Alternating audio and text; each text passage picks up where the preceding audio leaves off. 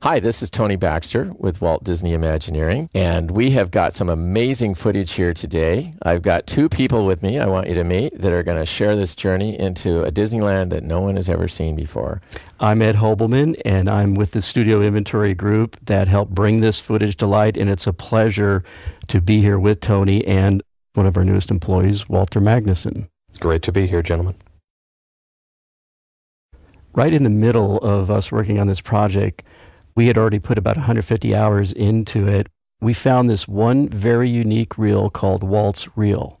This was a compilation just of Walt Disney and his special team he had assembled. And what's amazing about that plan, that's very accurate to what was actually there on opening day. Standing to Walt's right is Admiral Joe Fowler and Dick Irvine. And Marvin Davis there joining Walt. They actually broke ground a year ahead of time from the opening day, from the time somebody walked through the turnstiles. Most of the construction, though, happened within 7 months. That's 7 months to build this entire project. Roy Disney. There's a rare glimpse of Walt's brother, Roy. He was very, very camera shy. And smiling. Yeah. He must have known it was going to work out in the end. Now, this footage everybody has seen on various promotional pieces that the studio did, but what you're about to see in this rare footage we have for you coming up is truly amazing. What you're going to be seeing today is examples of several areas of Disneyland being built through the lens of a time-lapse camera. Oh, this is amazing. This shows how eager Walt was to get into the action and see just about every possible angle on what was going on. And I think he had kind of a photographic mind that he was able to keep the view of whether it was a motion picture or the park in his head in all the different views anyone would see. Who would have ever thought of building these massive towers to shoot footage? Those were the towers erected to put the stop-motion photography on to record the building. Walt had tremendous experience in doing the nature films, recording the blooming of blossoms and the changing of seasons. So it was kind of a natural outgrowth of the magic that he knew existed in that time-lapse camera, that he was able to take it down to Disneyland and take something that, if you watched it in real time, would have been rather pedestrian. But to see these things grow is truly an amazing sight. If you look at the trees on the site now, except for the Jungle Cruise area there, which is off to the left, all the other trees are actually part of the orange groves and orchards that were in the area, which were walnut and oranges at the time. And then the larger trees on the site are eucalyptus that were used as windbreaks for the Santa Ana winds, which are quite gusty in this area of the Orange County.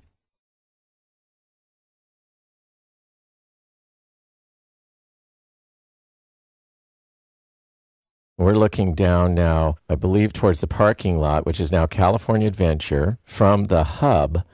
So we're looking down Main Street, and you're watching now the first steel going up for the buildings that we know as Main Street. Off to the far, far left of the picture, you can see what is known as the Lincoln Opera House. And at this time, it was the staff shop where all the ornamentation and detail was created for Disneyland.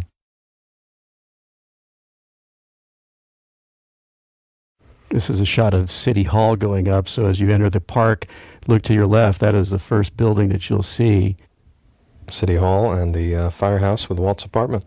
And the Jungle Cruise foliage had to go in well in advance of everything because they needed to get a growth season in the spring on all that foliage. So that was literally done a good 6 months out compared to everything else in the park. And for example, this construction that's going on right now would have been done just 4 months prior to the opening. And you can see in what raw state it's still in. It's really being, for me, interesting to see how quickly things were done in those days, that you went from breaking ground to opening in 1 year. Today, it would take us that long to do the drawings. And so it's extended out with all the rules and regulations that, are in modern construction.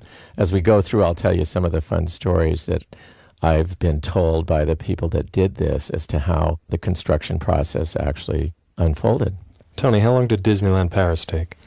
Well, we opened that park in '92, and it actually began to be designed in about 88, 87. So it's 5 years. Wow. Yeah. One of the things that's amazing to me about this is that a lot of this would not have been seen if it wasn't for some of the diligent workers in the inventory group who noticed a term on a can that was getting ready to move out of Southern California for deep storage in Pennsylvania in the salt mines, and it said Disneyland on it. And because of the natural curiosity of this individual, his name's Tim Barber, he opened it up and we took a look at it together, and we saw that it was this construction footage. And we're sure that it had not been seen before, so we brought it to the attention of our management, Scott Kelly, and he gave us the green light to take all this footage, all on 16 millimeter Kodachrome, and transfer it to a video format that we could use. And as great as this is, Ed, it's a tease, because I've seen over 200 reels of footage that stretches almost from prior to opening up to the 70s, and it's just amazing, amazing footage. Someday we're going to have a 400 disc set. That would be for our grandkids to enjoy. Actually, if you stretch this footage around the world, I think it wraps 3 times. Now, under that tarp in the middle is what would eventually become the portrait of Mickey Mouse in flowers. It's amazing all the work going on, and that takes forever to get that portion of the scene complete.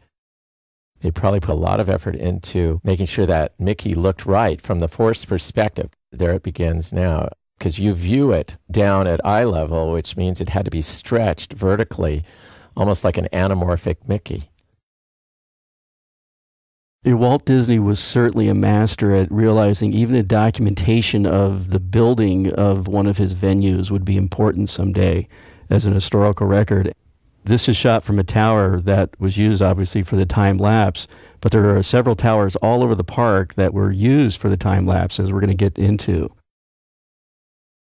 What you're about to see is the testing of the train here with guests prior to the initial opening day on July 17th.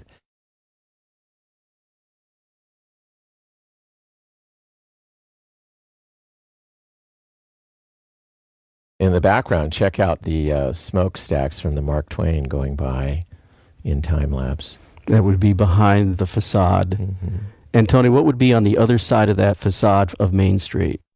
In the rear would be the back of Adventureland. It would be the storage area for our little boats that take you out on the excursion. And down here in the front right side is the corner of the Lincoln Building, which at this point in time was going gangbusters as the mill. It was the first building completed on the site, and all the mill work that you see on the facades over there was created in that and put together in that building, and then moved out and incorporated into the detail. And what would the pile of dirt that we see right behind the train station, which becomes our city square, where do you think that's from? I think they were going to use that to pile up against the concrete holding up the train station to create the planters that you walk up the stairway through. And so while they're forming all the cement work that you see now in the foreground, once that hardened, then they could take that dirt and pile it back into the different planters that kind of create the beauty of it as you walk up into the building. Now, the work going on with the interior there is the second floor, which is the PBX offices now for Disneyland, where when you call a Disneyland operator, she'll be sitting over here on the right side on the second floor looking down over Town Square, and it still operates that way to this day.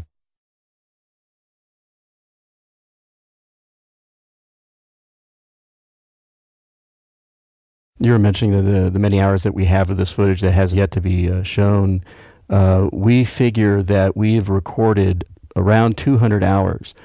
But after a while, we decided to not transfer everything, and there must be literally 300 to 400 hours of this footage. Now, there's that gazebo. Yeah, the moving gazebo. The gazebo was originally intended by Walt to be in the town square, and when you got down into town square, it blocked the view of the castle. So near the opening date of Disneyland, they moved it out, and it appeared then up at the Plaza Gardens area, and then ultimately was moved out to where New Orleans Square is today.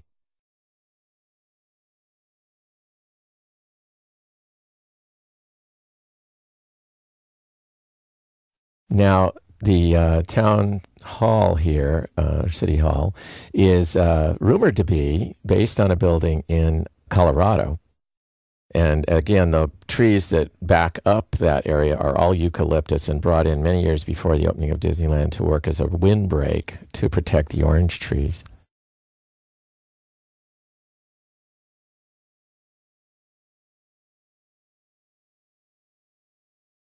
Now, Tony, City Hall is more to scale than the other buildings on Main Street, correct? It is, because the upper floor was used as the operational offices leading up to Disneyland's opening, and then for many years that was where all the publicity and handling of the press and everything was done from that upper floor. So those are functional offices.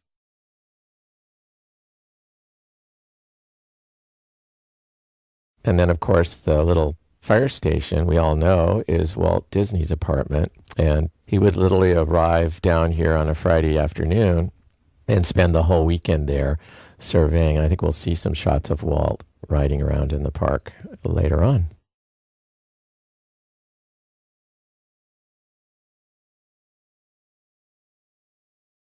According to our timeline, we're about 3 months out in a few days from the opening.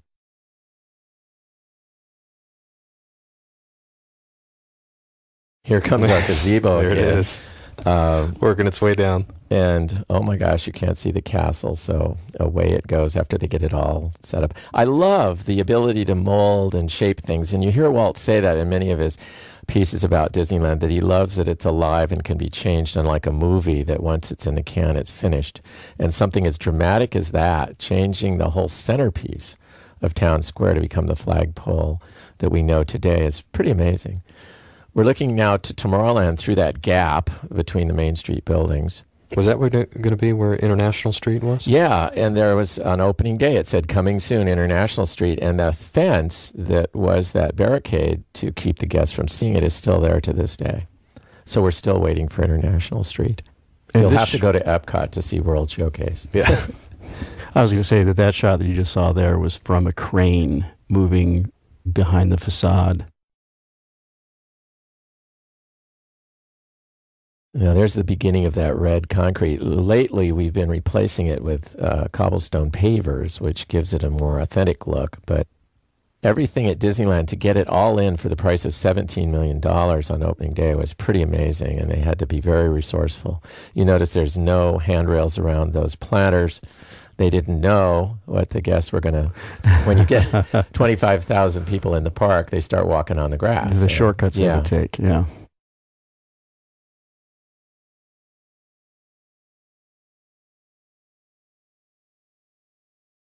I think we're starting in Tomorrowland, and that highway in the background, right in front of the Orange Grove, is Harbor Boulevard. And you're going to watch the moon ride, Flight to the Moon, appear very quickly.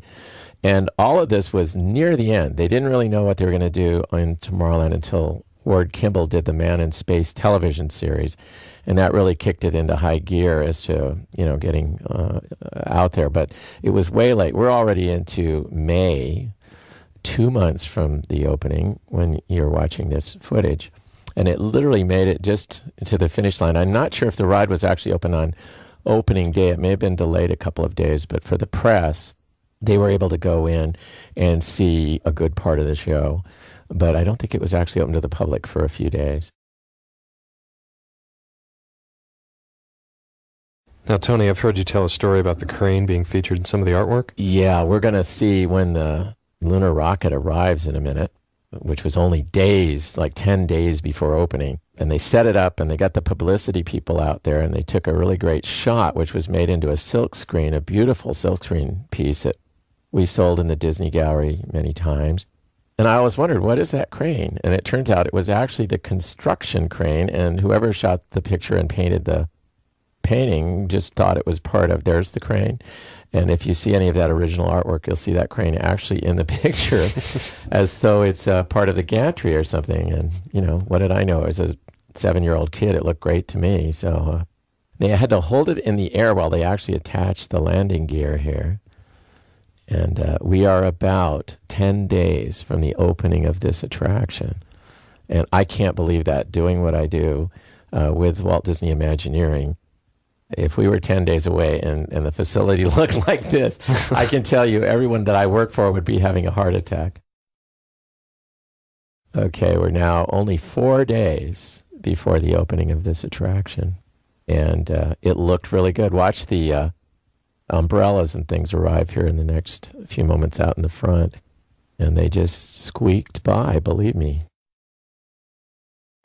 Tomorrowland was probably the least complete land. It opening was. Day, Yeah, correct? there are the umbrellas. They're all in, and we're now 3 days away. And this is how it looked just probably a day or so before. It was the least complete. The Autopia was the big attraction. And Right. It's still one of our favorites today. It's the first time kids get a chance to drive. Wait a minute, where are the guide rails for the cars? There aren't any. You could literally pass. You could take and go around the car if they were going slow.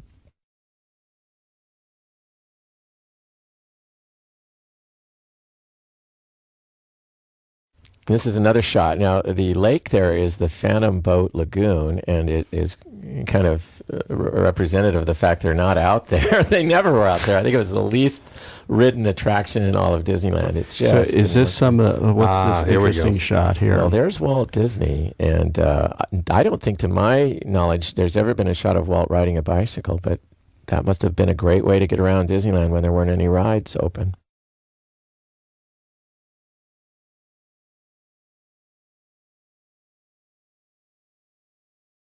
Now we're in Fantasyland, and straight in the center of this shot is the castle where that guy is digging. He's starting to dig out the castle, and you're going to watch that come up. Now, that is a Snow White building, and what is now Pinocchio, and over here is Peter Pan, and beyond that, Mr. Toad. Alice was not part of the opening day. So now we're watching the foundation between those two buildings going up. You're going to watch the castle come out of the ground, and we'll go all the way through to the testing of the drawbridge, and it's quite a remarkable bit of footage. Fiberglass was a material that came into being in the mid-50s, so it was still a miracle. So you don't see as much of it at this point in time. It was something that they used for the white crenellations, the corbels there on those turrets.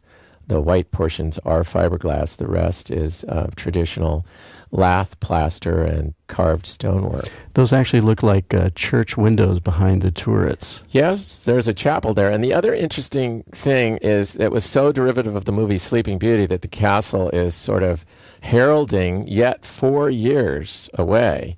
So it was Sleeping Beauty's castle. They knew they were going to do this movie, but it was 4 years away. But I think the strength of the Disney brand and their conviction that they were going to get it right, they were willing to go out on a limb and build something that was going to honor a movie that was yet four years away.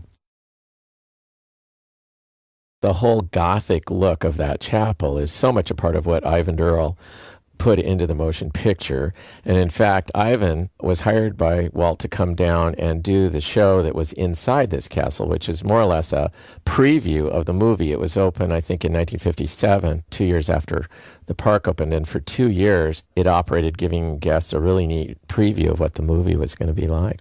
Now, is that a different experience than we have now, where you walk up the stairs and you go through each view? It was very, very different. It had that, just stunning Ivan Durrell stylization. Now, there goes the drawbridge. You see the drawbridge there. Now, when was the last time that drawbridge came down? Well, when we rebuilt Fantasyland in '83, we decided, let's see if it still works, and doggone it, it did. And so that's a pretty long span between the two openings.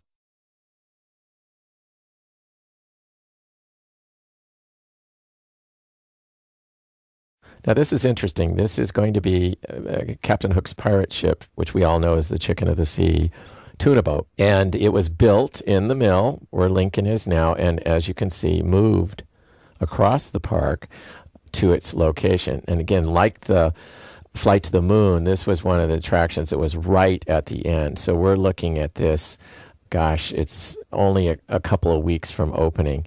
And if you do get a chance to look at the footage that's in the Kinescope opening day of Disneyland, you can see that the boat was painted red. It's black and white, but you can tell they put paint on it, and there were no details. None of the beautiful gold filigree work was on. It was just a piece of wood that had been painted red, and that's about as far as they could get on that opening day.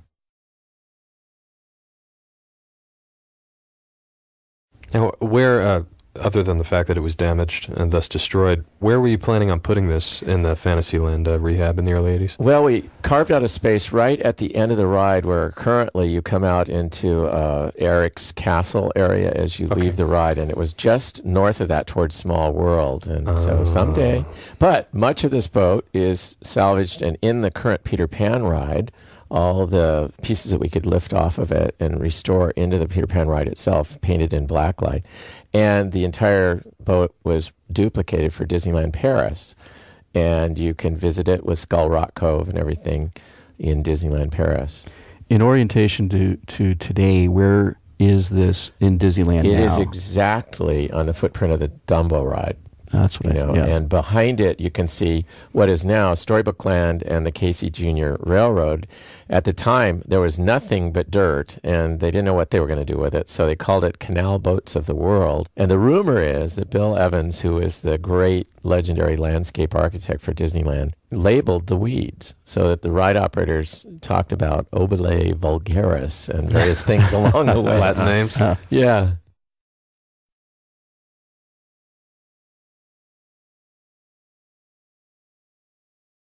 Those wooden trestles are now all beautiful rockwork and so forth. This is the start of the carousel.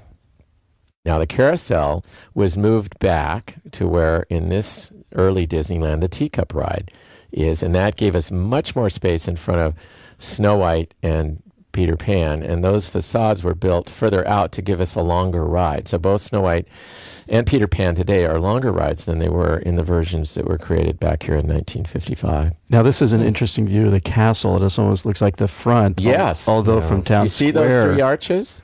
That is a lift from the Neuschwanstein castle in southern Germany, and that was the original front of the Disneyland castle. And they were taking the model apart to vacuum it one day, and Walt came by, and they quickly put that top back on, and they put it on backwards.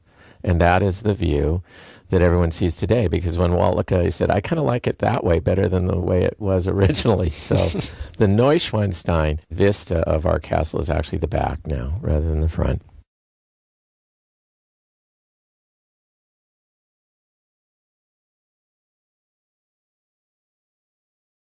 Well, we're moving now to Frontierland, and you get a good sense of the density of the orange groves there. This is Fowler Harbor. It's still pretty much intact as it was on opening day. In fact, we are often restoring the Mark Twain in the same dry And that dock is area. the Mark Twain in the upper left. Yes. That's the base of the Mark Twain. The base of the Mark Twain with the boiler has been installed on it. Now, the actual detailing of that boat was done at the studio, and then these pieces of woodwork and fretwork were all shipped down to Disneyland. Now, we got a lot going on here. They tried filling the rivers of America, and it drained out because the ground in Anaheim is so sandy, it just went right through it. So they had to line it with clay to get the water to stay in place. And down in the foreground is a very interesting predecessor of New Orleans Square. This is sort of near where the French Market is today, a little closer to the river. And it's an odd building because the side where you can see the gables towards the water was themed as New Orleans, and it was called the Chicken Plantation. But the back side that we're looking at was themed to kind of a hacienda and gave it kind of a very early California Western look. So there are a lot of buildings in Disneyland that had two faces that way, and definitely something that would come only to someone who was familiar with backlots in Hollywood, where they could get double usage out of the same structure.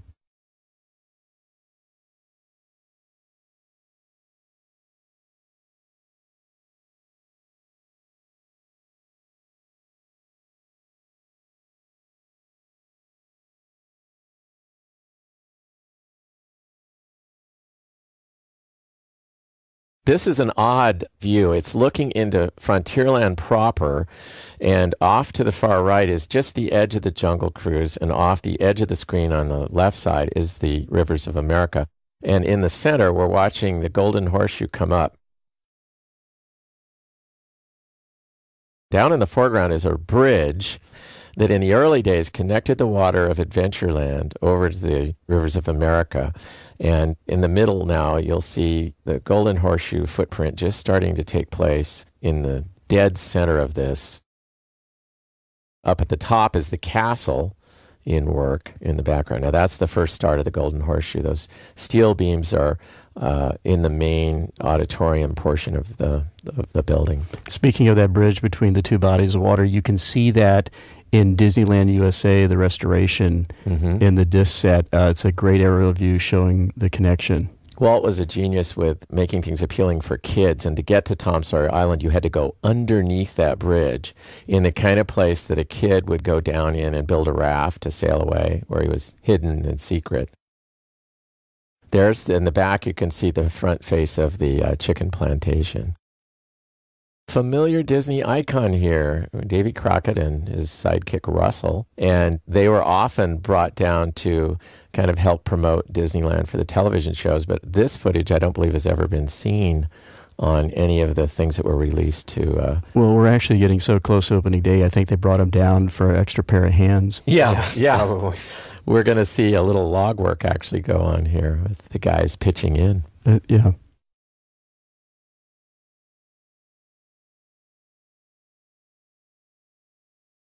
I don't know how much of this he's actually done for a living. But And we don't want you to try this at home. no. He's got to be hot, because this was in July. It had to be close to the end. This is probably early July.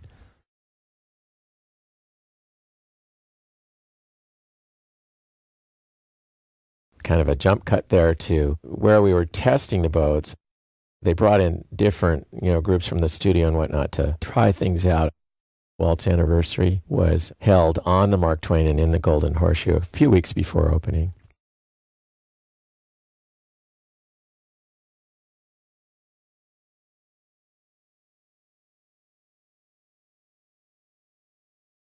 This is a model of Adventureland. I've never seen it in color, other than it was installed at Disneyland in a preview center area and resided there many years, but I've never seen it photographed in color, so this is kind of, again, a very unique element. Some of this was used in early television shows, but of course it was It almost looks like they put Davy Crockett at the front. Yeah, or it's Indiana Jones. And this is about where today you'll find the piranhas, just after Schweitzer Falls. Now, there again is that stand of eucalyptus, which is there to this day and provides a great blockage so you don't get the very radically different quality of Main Street from the jungle. It's beautifully obscured by that row of trees.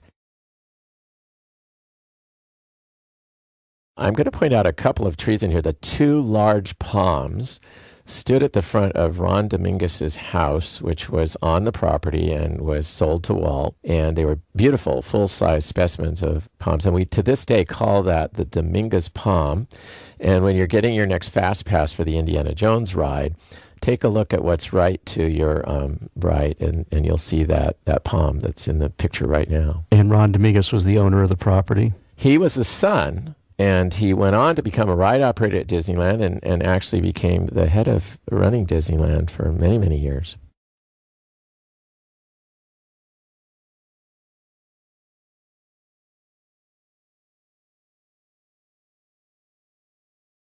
The two trees that are upside down there became banyan roots. Those were walnut trees, and Bill Evans got the idea of cutting the roots off, turning them upside down, and making them look like amazing jungle, gnarly old stumps. And I thought it was beautiful because, again, they were trying to get the most value out of everything they could, and those were left over from the orange groves. We're looking out towards the hub. This facility here was the Adventureland Veranda, which eventually became the Tiki Room. Now, Harper Goff, who was the art director on the Jungle Cruise and also did 20,000 Leagues Under the Sea and The Vikings and Willy Wonka and the Chocolate Factory, told me a wonderful story that is very different from how we would design the layout for this jungle ride. He took a stick and with the bulldoze operator, he drew what would be the left side of the water and then went about 10 feet over and drew what was the right side of the water. And then he said, all right, take all the dirt in between these two lines and pile it up and make the banks on either side of this. And that was how they carved out this ride. So they didn't have to haul the dirt away. They didn't have to do any drawings or anything. They just, did it right there with two guys working in the field. It's amazing. Amazing how beautiful the track layout is. I think it's one of the most convoluted trails you can imagine, and in so doing makes it seem like you've gone all over. And this is Harper There Goff he on is. the There's right. Harper with his model of the rockwork for Schweitzer Falls. And I think having the backlot art direction, they knew how to do this, applying the metal lath on a paper base and then shooting it with what's called gunite, like you'd do a swimming pool. And then another layer of cement after that's dried is put on, and that is actually carved to get the beautiful textures. And we still do this pretty much basically the same today. And the finish is so permanent that the Matterhorn and many of the structures like Schweitzer Falls are still there 50-some years later.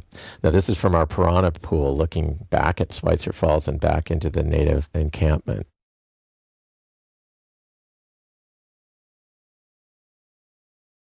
There's, again, one of those upside-down trees, and this is the beginning of the temple in the jungle.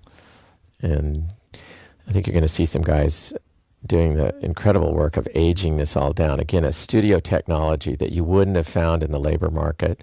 Today, a lot of people are doing this for people's backyards, but at the time, you couldn't find anything like that.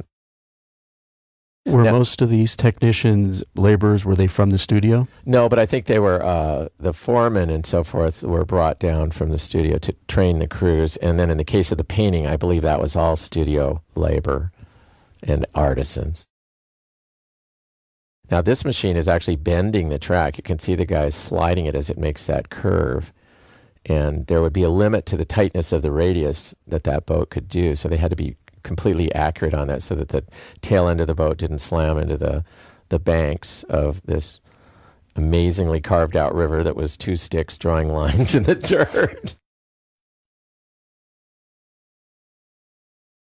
Now, the tower didn't last very long. Again, those are the two palm trees from Dominguez Estate. This was a beautiful loading dock, and I don't know why it was taken out, other than I heard that the jungle grew up so much that the idea of watching the boats from that top deck became a moot point. We're at the studio here, and these creatures are being done again by the studio technicians who would have brought to life the giant squid the year before in the movie 20,000 Leagues Under the Sea. So this is, again, leveraging the talents that were working in the industry at that time.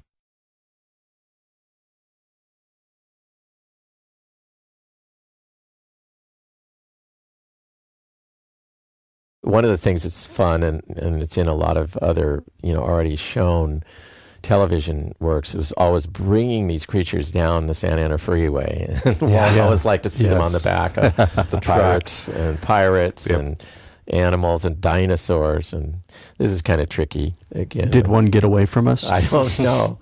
You notice that's what we call free animation. When the bouncing of that rhinoceros causes the ears to wiggle, we'll often call that free animation because you don't have to pay to have an actuator in there to do it.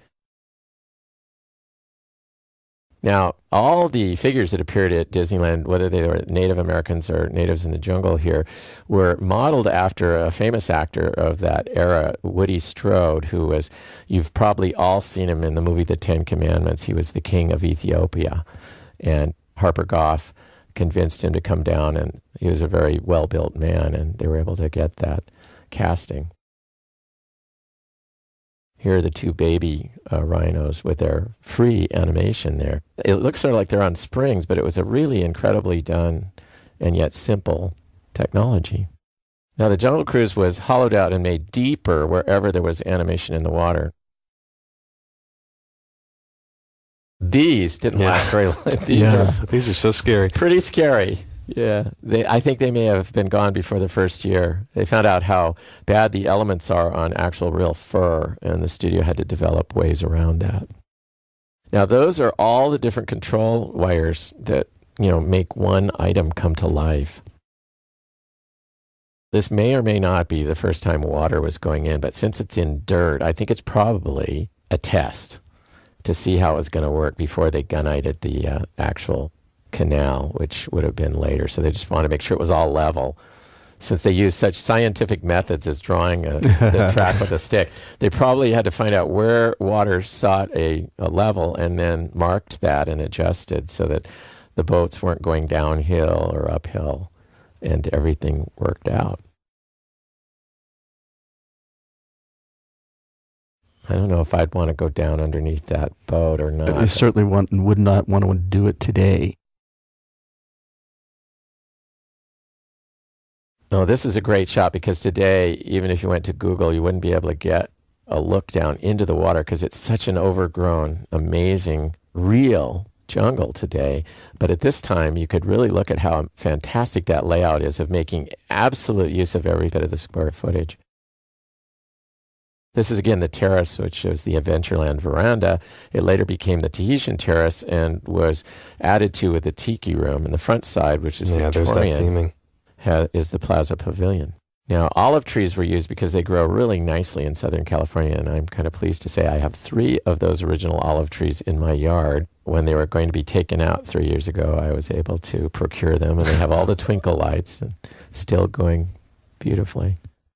Here we are on the Jungle Cruise, and this is an interesting group of folks in here. I think Gail Storm, who is My Little Margie, is driving the boat in that scene, and Walt is right behind her, and then next up is Harper Goff, who designed the Adventureland attraction. Now, we're thinking this is probably a good few months before opening. Yeah, it's, again, the jungle was well along. It was very important to Walt to get that jungle growing and make it green by opening day, so they had to get the big plants in and then start the ground covering. You can still see a lot of dirt there. And just in case something happened with the boat, you have the diver with you. That's right, because no one knew how it was going to make all those curves. Hey, that backside of water is dangerous. Yeah. If it was a little too sharp, the back end could lift out of the track groove. And here we come to the most dangerous part of the journey, as we all know, the return to civilization in those California freeways.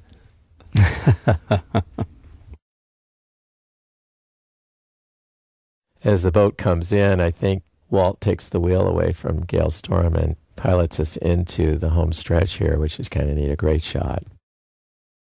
There are those upside-down walnut trunks, and they put sphagnum moss with bromeliads in the top to make them look exotic, but they are from the original orchard.